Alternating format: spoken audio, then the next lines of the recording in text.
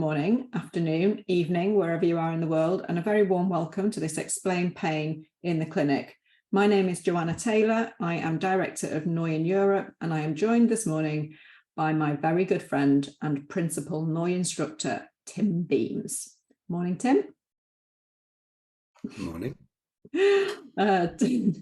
Tim has been a NOI teacher for well over 15 years. He has taught literally hundreds of Explain Pain courses to thousands of clinicians all over the world. Tim is an active clinician himself, specializing in complex and persistent pain. He is also co-founder of Pub Scientifique, an online platform for clinicians to learn about the latest developments in clinical practice and pain research directly from the researchers and pain specialists. If you haven't heard of Pub Scientifique, I would definitely recommend you go and check them out. They have a fantastic podcast called The Pain Podcast, and we have brilliant guests in there. We just had Lorimer Moseley, we've had Bart Van Buchem. Who else have we had recently, Tim, on the Pub podcast? Yes, well, on Jessica Eccles was on our live event last week. Yeah. Neurodivergence. Yeah. Yes, Sandy's our expert in residence at the moment, Sandy. Yeah, so if you haven't checked out the Pub, please do. Tim, would you just mind dropping the link to the website and the podcast into the chat, if you don't mind, whilst I finish the intro?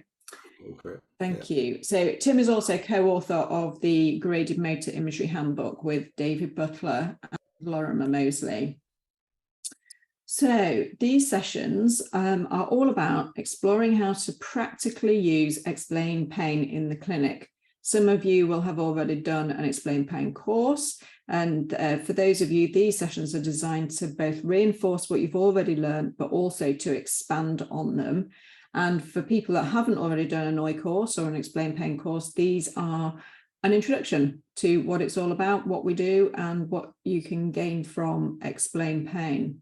So just a couple of things to mention before we start. Tim will be talking for about 20 minutes, 25 minutes. If you have any questions, please pop them in the Q&A or in the chat. I'll be checking those as Tim is speaking, and we'll get to as many of them as we can. Sometimes we have a lot of questions, sometimes we don't have many, but we'll do our best if we get too many. If you want to watch the recording of this session, you can access it in the NOI clinical discussion group.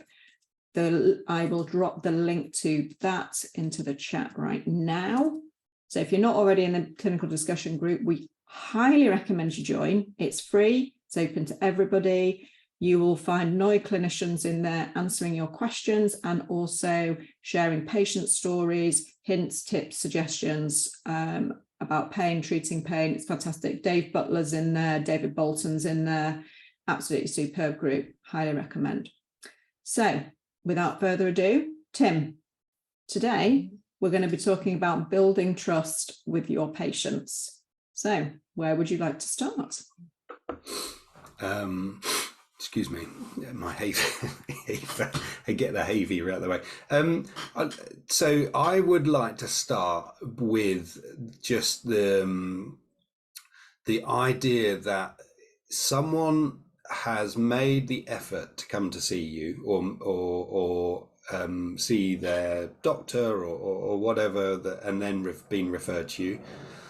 And what I wanted to say to start with is just to appreciate that in order for someone to take the decision and take action to do that, they're also putting themselves into a position where they're exposing their vulnerabilities. Mm. So I just wanted to start by, because it's, if we put ourselves in that person's shoes, and we've all done this, like we all do this. If you have a medical appointment, or you see a dentist or whatever it might be, you have all done this. And it's worth just noting how you are in those moments as well. And the first thing I wanted to just bring to our attention is to just acknowledge that someone is, exposing themselves. They are potentially in a vulnerable position or in a vulnerable state as well, and just being that conscientious, kind individual, then I think that's a really good place for us to start. I think that's a really good place to start. Do you have any things that you probably do in second nature now, but are there things that you could recommend to people to just actively be aware of in those opening lines, conversations? Yeah, well, I've sort of split it up and broken it up into sort of different elements, I suppose. So if I was just in my notes, I've got the word environment, and now the sort of there's different elements to what I would consider the environment, and it's not just the place that you are, but it's also the context within which it takes place, and the context within which your consultation takes place, or the meeting takes place, includes even the information relating to where you are, what you do, who you are, etc. And I think that just an appreciation of what that is important. Because so many times over the years I worked in places where people struggled to find parking, for instance, and then they would come in and they would be really flustered. I've worked in environments where we've had wonderful reception staff who I actually thought they did most of my job for me, because they would be so good at greeting the people coming through the door, making them feel welcome, that in effect they were sort of maxing out placebo.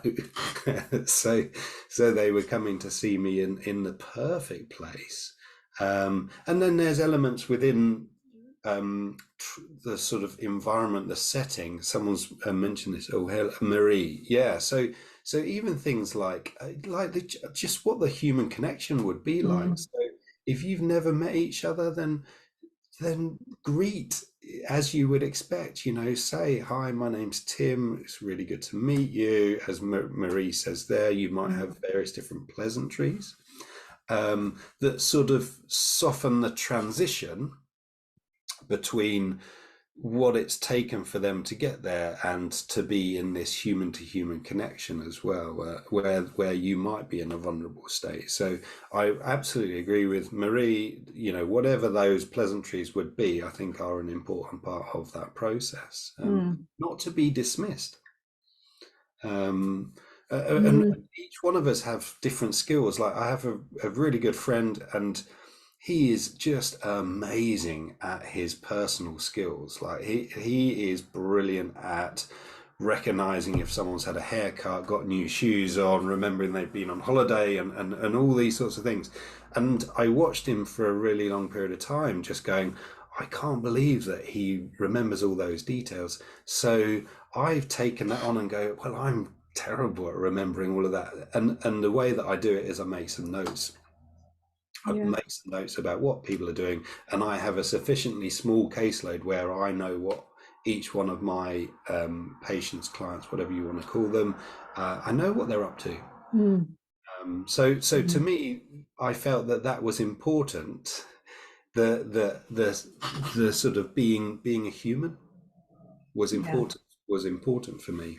I think it's really easy to just skip over that stuff, isn't it? And to just sort of feel like you want to rush into the next part, but the value of that I can totally understand. I love your phrase, soften the transition, and Marie's phrase, it helps them to land. Yeah, absolutely. And I think and I appreciate that I've been doing this for years and years and years. There is an element where, for instance, you are learning to be a professional, to practice as that identity, and that absolutely is a really important part of it. And perhaps at the same time, it would be helpful for people to realize that these are crucial elements of what makes you a professional as well, and what makes up that professional identity. I've been going through like a transition. I know we've talked about this in the past, but I've been going through my own transition where I've been thinking, what is it that I want to be? How do I want to portray myself? and I feel most comfortable, and I feel like the relationship that I'm able to form with my patients is better when I'm just me. So, like Yeah. literally, when I am Tim, I'm doing a much better job than when I am Tim the physio, or Tim the pain specialist, or Tim the pain educator, or whatever it might be. I find that much better. Yeah. Yeah. I agree with that completely, Tim. And it does take a little bit of practice to be comfortable being you, but it is something that you can learn. I think so, yeah, like come back to what we started with, was the notion of trust. You need to be able to trust yourself as well, and trust. It's a two-way process, and this is like I find these fascinating, but that human-to-human connection. In an activism, we'd call it structural coupling. But there is something special when two people come together, or three people come together and share a space together, um, and how you are in that space. It does very much influence the person who is sharing that space with you as well, and the ability to be able to trust yourself is one thing. Them trusting you is another, and then us trusting them, I think, is another. So there are different elements to what I would consider our initial ideas were around building trust with our patients. And as Marie just said there, if you're you, then they can be them. Yeah. Perfect. There's obviously other bits that we can sort of build from this. So I know there's a couple of questions coming in, but setting out the scene, so sort of setting the scene and creating expectations and creating the appropriate boundaries as well are also a key, because if you have no boundaries, people have no ability to be able to know where they sit within that sort of situatedness, as we were just describing, can be quite chaotic. So there is an importance there in understanding what's both expected of me, but my expectations of them as well. And if we bring that into the right at the start, I think that's important. Yeah. So I feel like I missed a little bit, because if we come back to that notion of them sharing their own vulnerabilities, and perhaps exposing themselves in some ways when they come to see you, is a really key feature of what the environment is that we create a space that feels safe for them. And it might be safe for them in a literal sense. So it might be that, for instance, the door and the exit is accessible. It might be safe in that they trust you to be able to share some fairly explicit information that perhaps sometimes they don't share with anybody. In fact, I had this conversation with someone last week, a patient of mine, and he was saying, he was like reflecting in the moment. He was like, I would never share this kind of information with my family, and this, I feel that like I choose to use this time with you to share these thoughts that I have about what's going on, and I feel, I know it's something that we've mentioned before, but I feel quite privileged in that someone feels comfortable enough and they trust me enough that they're going to share that information, because if they don't trust you, there's no way they're going to do that. So it feels really warming in a way, and the same guy, he was saying, I can hear you on my shoulder, Tim, you come with me where I'm going, and I've got you on my shoulder, and I often think, what would Tim think here?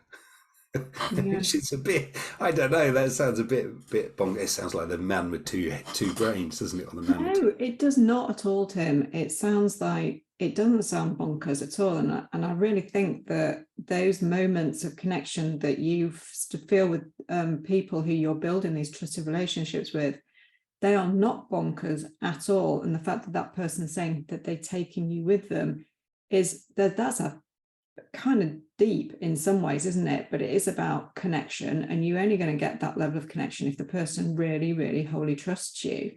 And so all these things that you're talking about here are really important.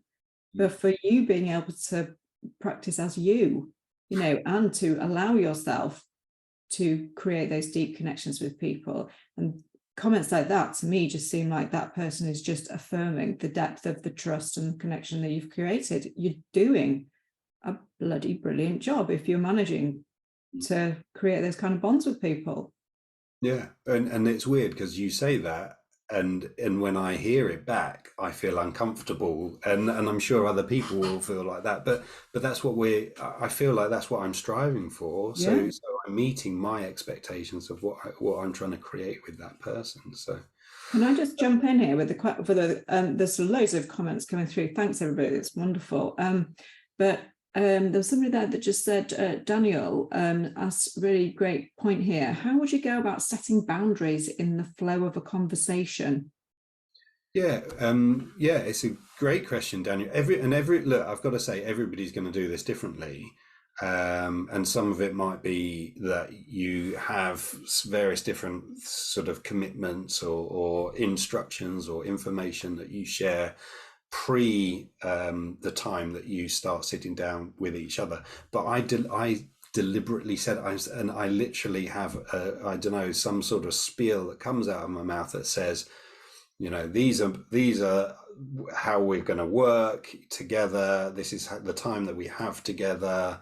These are my expectations. I want to hear what your expectations are. And beforehand, I actually send them messages about, so, you know, have a think about how you want to spend our time together, and what would make you feel like you've spent that time well. And then afterwards, I also talk about how we communicate with each other. So some people want to communicate, send messages, and that's okay. But there's also as that the person on the other side is that you have to protect yourself as well, don't you? So I do get messages at various different times in the day and night and on all sorts of different platforms.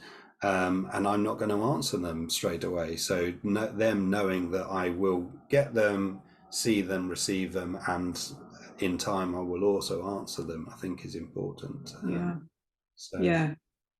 Yeah, that's a really good point, actually. And you set that out to actually when you start working with people about what you will and how you will respond to them. Yeah, we'll have a chat about that. And some people like to use things like WhatsApp, or they email, or I get messages via, I mean, everything, Joe, you know, any and everything. Yeah, it's really important, isn't it, to be very clear about that for your own well-being as well, to put those boundaries in place. Definitely. I just actually remember something that, and it's actually in response to Daniel.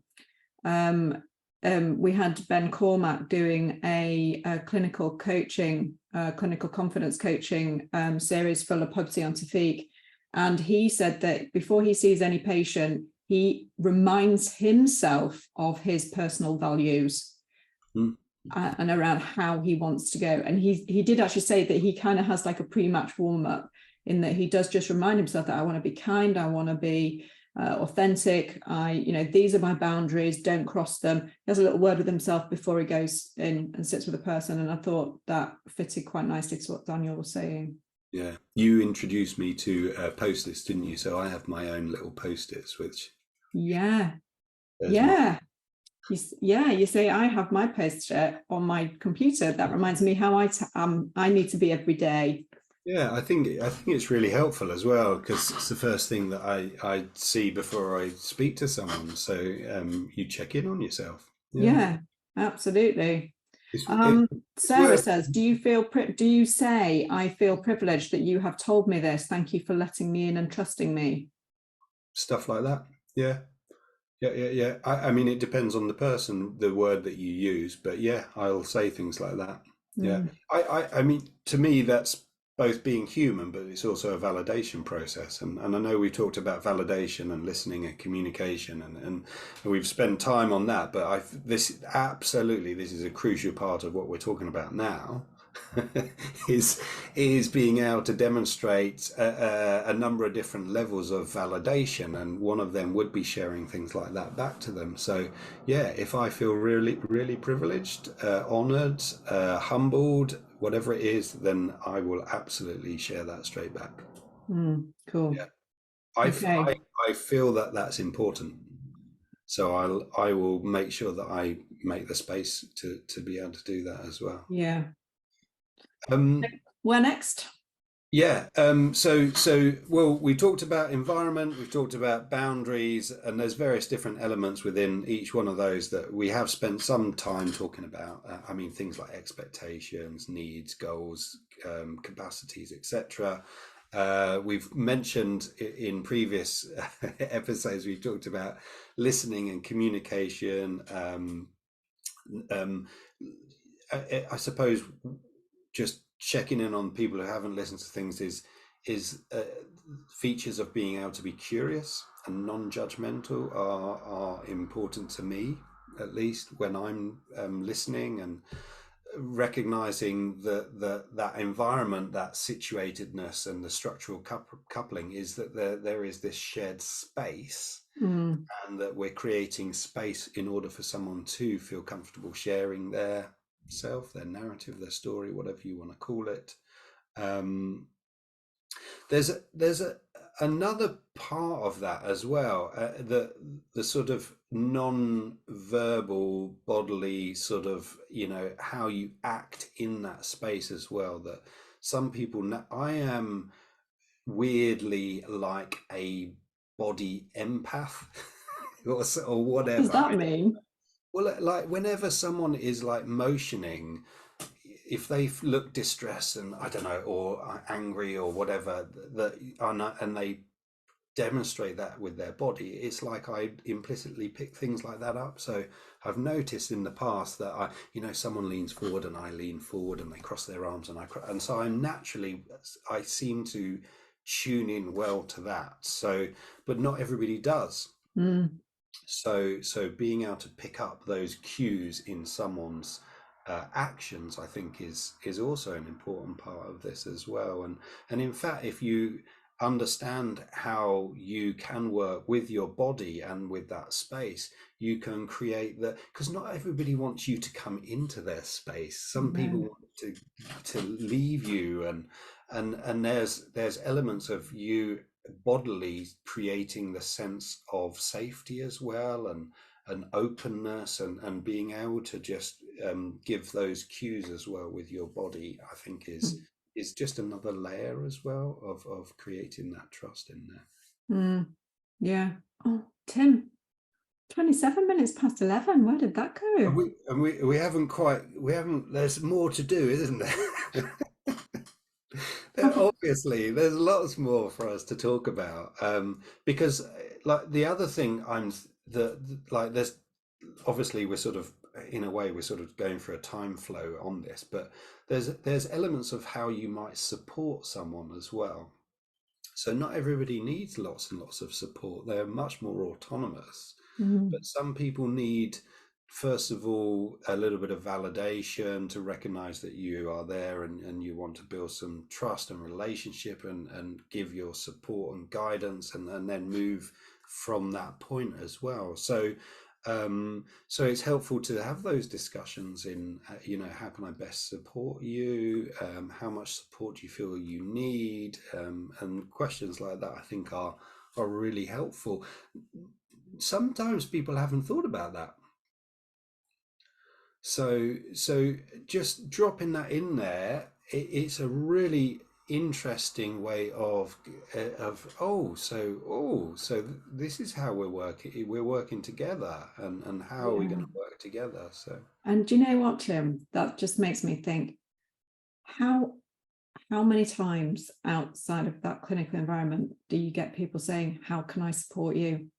Actually, offering help to you in your life, it's such a sort of, you just feel so great, don't you? When somebody's offering to help without wanting anything, so they don't, it's not a, you do this, I'll do this for you. It's a, how can I help you? How can I support you? Just, we all need help sometimes, don't we? Yeah, and that looks different for each one of us as well. Yeah. So yeah. Yeah. I know time-wise, and there's some questions and things, but Gilletta Belton, who is a pain advocate, I think speaks beautifully on subjects like this. She has written a paper, and one of the co-authors is Tamar Pincus, who's a brilliant psychologist, by the way. And in her paper, I have written the quote down because I just think it's so beautiful. Relationship building, communication and conversation, we move towards trust, respect and shared understanding of what is happening, which can then lead to shared decisions on the best treatment path forward. That's not the bit that I wanted to say, but that she's building up, and we've sort of talked about some of that. When we trust and are trusted, we know we are cared about, not just cared for. And for me, that notion of being cared about, I think is really, just so crucial then, isn't it? And let's be honest, like I'm talking from my experiences, and the people that I see are people who typically have very complex, long-standing, probably been seen by many different people, lots of suffering for them and everybody close to them as well. So that idea of being cared about, I think, is really crucial when we're talking about trust here.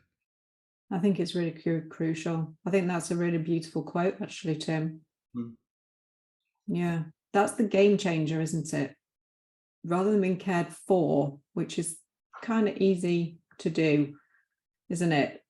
But to be cared about, to feel like that person cares about you, that you're being supported and you're on a journey together, is huge.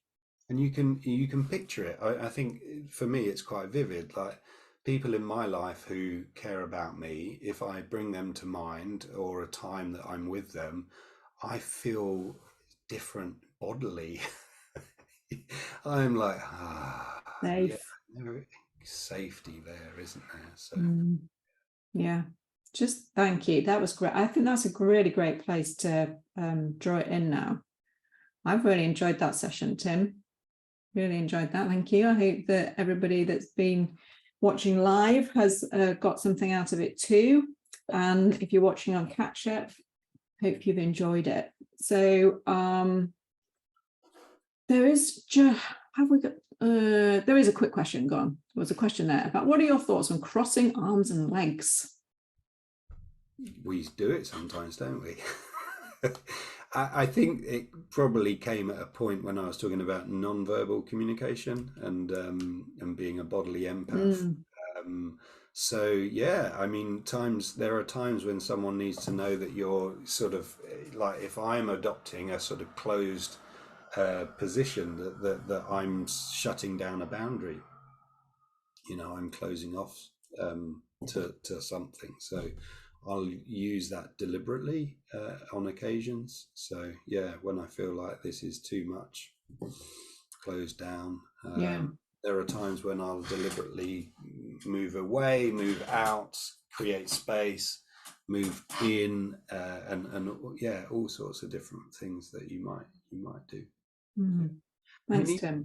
We haven't talked about it, but we could, things like whether or not you meet someone's gaze, like if you meet their eyes, and for not everybody wants to, and that might depend on them and their makeup and their vulnerabilities, and so it's acknowledging those sorts of things as well. But typically we talk about meeting someone's gaze and as a sort of way of validating that you're listening to them, for instance, but not everybody wants that. No, true. Okay, well, thanks for joining. Thank you, Tim.